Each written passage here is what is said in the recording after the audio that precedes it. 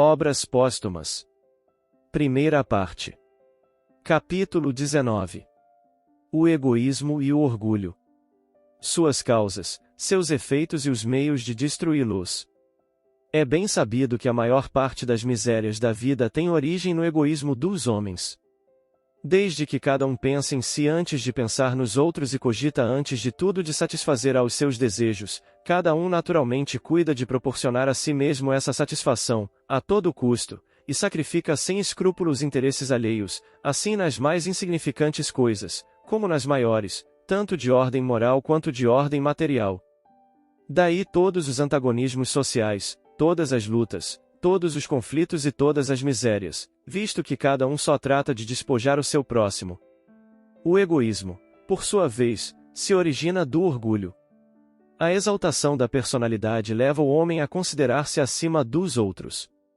Julgando-se com direitos superiores, melindra-se com o que quer que, a seu ver, constitua ofensa a seus direitos. A importância que, por orgulho, atribui à sua pessoa, naturalmente o torna egoísta. O egoísmo e o orgulho nascem de um sentimento natural, o instinto de conservação. Todos os instintos têm sua razão de ser e sua utilidade, porquanto Deus nada pode ter feito inútil. Ele não criou o mal, o homem é quem o produz, abusando dos dons de Deus, em virtude do seu livre-arbítrio. Contido em justos limites, aquele sentimento é bom em si mesmo. A exageração é o que o torna mau e pernicioso.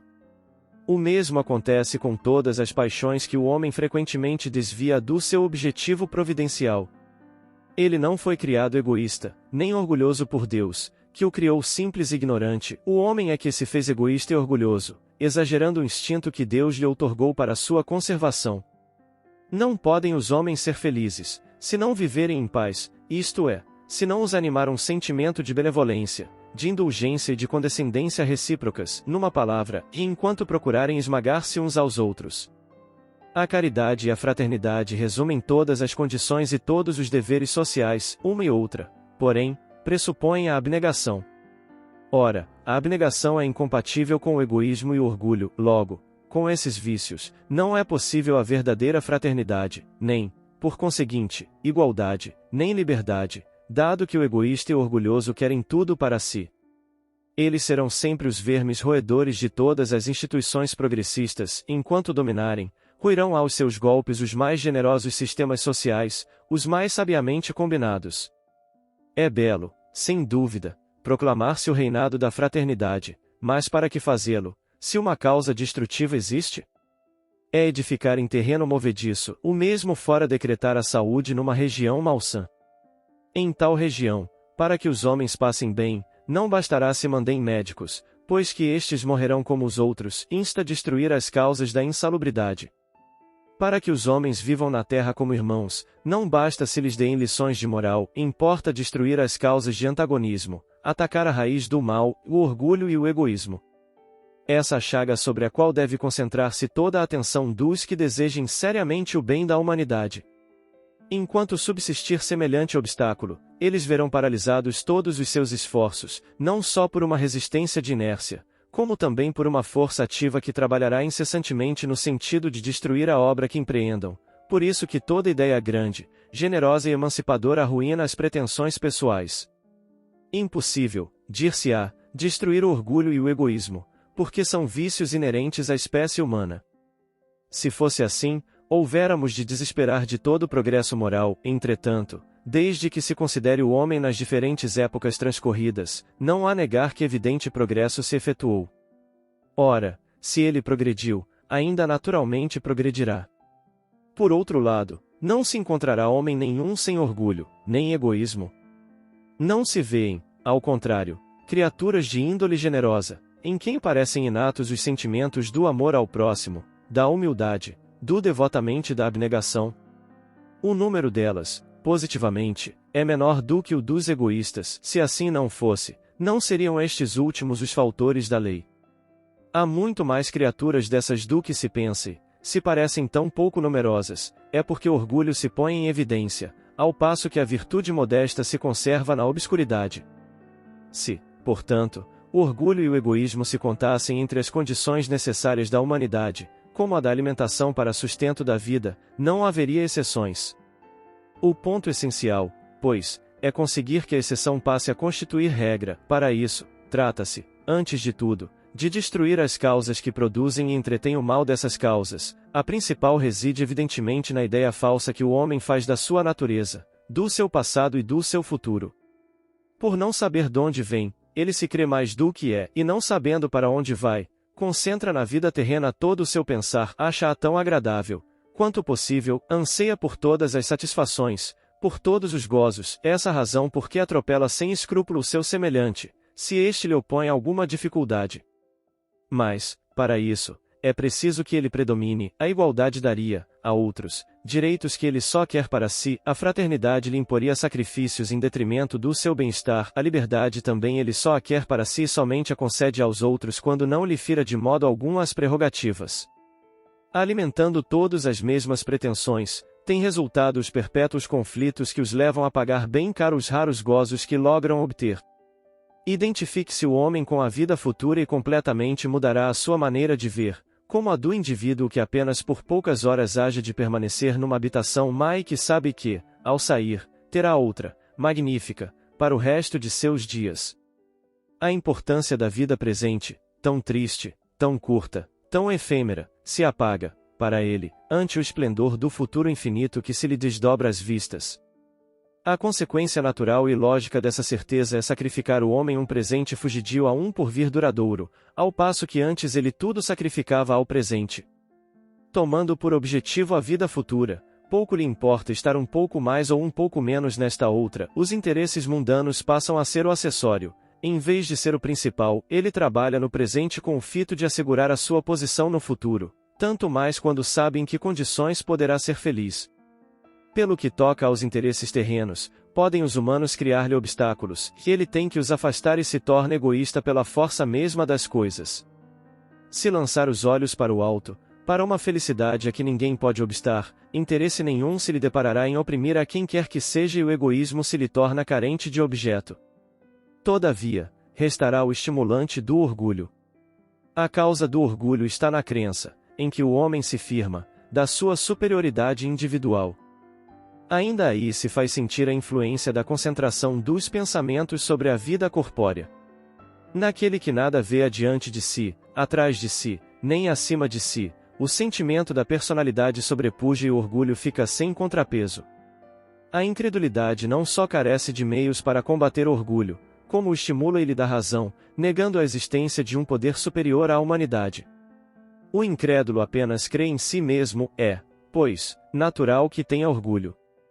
Enquanto, nos golpes que o atingem, unicamente vê uma obra do acaso e se ergue para combatê-la, aquele que tem fé percebe a mão de Deus e se submete. Crer em Deus e na vida futura é, conseguintemente, a primeira condição para moderar o orgulho, porém, não basta. Juntamente com o futuro, é necessário ver o passado, para fazer ideia exata do presente. Para que o orgulhoso deixe de crer na sua superioridade, cumpre-se-lhe prove que ele não é mais do que os outros e que estes são tanto quanto ele, que a igualdade é um fato, e não apenas uma bela teoria filosófica, que estas verdades ressaltam da preexistência da alma e da reencarnação. Sem a preexistência da alma, o homem é induzido a acreditar que Deus, dado crer em Deus, lhe conferiu vantagens excepcionais, quando não crê em Deus, rende graças ao acaso e ao seu próprio mérito. Iniciando-o na vida anterior da alma, a preexistência lhe ensina a distinguir, da vida corporal, transitória, a vida espiritual, infinita. Ele fica sabendo que as almas saem todas iguais das mãos do Criador, que todas têm o mesmo ponto de partida e a mesma finalidade, que todas hão de alcançar, em mais ou menos tempo, conforme os esforços que empreguem, que ele próprio não chegou a ser o que é, senão depois de haver, por longo tempo e penosamente, vegetado, como os outros, nos degraus inferiores da evolução, que, entre os mais atrasados e os mais adiantados, não há senão uma questão de tempo, que as vantagens do nascimento são puramente corpóreas e independem do espírito, que o simples proletário pode, noutra existência, nascer num trono e o maior potentado renascer proletário. Se levar em conta unicamente a vida planetária, ele vê apenas as desigualdades sociais do momento, que são as que o impressionam. Se, porém, deitar os olhos sobre o conjunto da vida do espírito, sobre o passado e o futuro, desde o ponto de partida até o de chegada, aquelas desigualdades se somem e ele reconhece que Deus nenhuma vantagem concedeu a qualquer de seus filhos em prejuízo dos outros, que deu parte igual a todos e não achanou o caminho mais para uns do que para outros, que o que se apresenta menos adiantado do que ele na terra pode tomar-lhe a dianteira, se trabalhar mais do que ele por aperfeiçoar-se, reconhecerá, finalmente, que, nenhum chegando ao termo senão por seus esforços, o princípio da igualdade é um princípio de justiça e uma lei da natureza, perante a qual cai o orgulho do privilégio. Provando que os espíritos podem renascer em diferentes condições sociais, quer por expiação, quer por provação, a reencarnação ensina que naquele a quem tratamos com desdém pode estar um que foi nosso superior ou nosso igual noutra existência, um amigo ou um parente.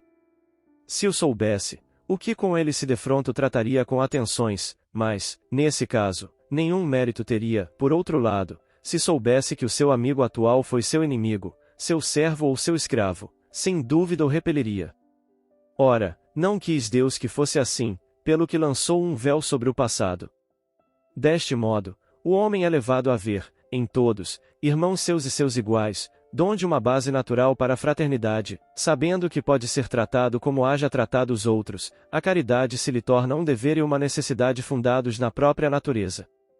Jesus assentou o princípio da caridade, da igualdade e da fraternidade, fazendo dele uma condição expressa para a salvação, mas estava reservado à terceira manifestação da vontade de Deus, ao Espiritismo, pelo conhecimento que faculta da vida espiritual, pelos novos horizontes que desvenda e pelas leis que revela, sancionar esse princípio, provando que ele não encerra uma simples doutrina moral, mas uma lei da natureza que o homem tem o máximo interesse em praticar. Ora, ele a praticará desde que, deixando de encarar o presente como o começo e o fim, compreenda a solidariedade que existe entre o presente, o passado e o futuro. No campo imenso do infinito, que o Espiritismo lhe faz entrever, anula-se a sua importância capital e ele percebe que, por si só, nada vale nada é, que todos têm necessidade uns dos outros e que uns não são mais do que os outros, e duplo golpe, no seu egoísmo e no seu orgulho. Para isso, é-lhe necessária a fé, sem a qual permanecerá na rotina do presente, não a fé cega, que foge à luz, restringe as ideias, e em consequência, alimenta o egoísmo. É-lhe necessária a fé inteligente, racional, que procura a claridade, e não as trevas, que ousadamente rasga o véu dos mistérios e alarga o horizonte. Essa fé, elemento básico de todo o progresso, é que o Espiritismo lhe proporciona, fé robusta, porque assente na experiência e nos fatos, porque lhe fornece provas palpáveis da imortalidade da sua alma, lhe mostra de onde ele vem, para onde vai e por que está na terra e, finalmente, lhe firma as ideias, ainda incertas, sobre o seu passado e sobre o seu futuro. Uma vez que haja entrado decisivamente por esse caminho, já não tendo que os incite, o egoísmo e o orgulho se extinguirão pouco a pouco, por falta de objetivo e de alimento, e todas as relações sociais se modificarão sob o influxo da caridade e da fraternidade bem compreendidas. Poderá isso dar-se por efeito de brusca mudança? Não, for impossível, e nada se opera bruscamente em a natureza, jamais a saúde volta de súbito a um enfermo, entre a enfermidade e a saúde, há sempre a convalescença. Não pode o homem mudar instantaneamente o seu ponto de vista e volver da terra para o céu o olhar, o infinito o confunde e deslumbra, ele precisa de tempo para assimilar as novas ideias. O Espiritismo é, sem contradita, o mais poderoso elemento de moralização, porque mina pela base o egoísmo e o orgulho, facultando um ponto de apoio à moral. Há feito milagres de conversão, é certo que ainda são apenas curas individuais, e não raro parciais. O que, porém, ele ha produzido com relação a indivíduos constitui penhor do que produzirá um dia sobre as massas. Não lhe é possível arrancar de um só golpe as ervas daninhas. Ele dá a fé e a fé é a boa semente, mas mister se faz que ela tenha tempo de germinar e de frutificar, razão porque nem todos os espíritas já são perfeitos. Ele tomou o homem em meio da vida, no fogo das paixões, em plena força dos preconceitos e se, em tais circunstâncias, operou prodígios, que não será quando tomar ao nascer, ainda virgem de todas as impressões malsãs, quando a criatura sugar com o leite a caridade e tiver a fraternidade a embalá-lo, quando, enfim, toda uma geração for educada e alimentada com ideias que a razão, desenvolvendo-se, fortalecerá, em vez de falsear? Sob o domínio destas ideias, a cimentarem a fé comum a todos, não mais esbarrando o progresso no egoísmo e no orgulho, as instituições se reformarão por si mesmas e a humanidade avançará rapidamente para os destinos que lhe estão prometidos na terra, aguardando-os do céu.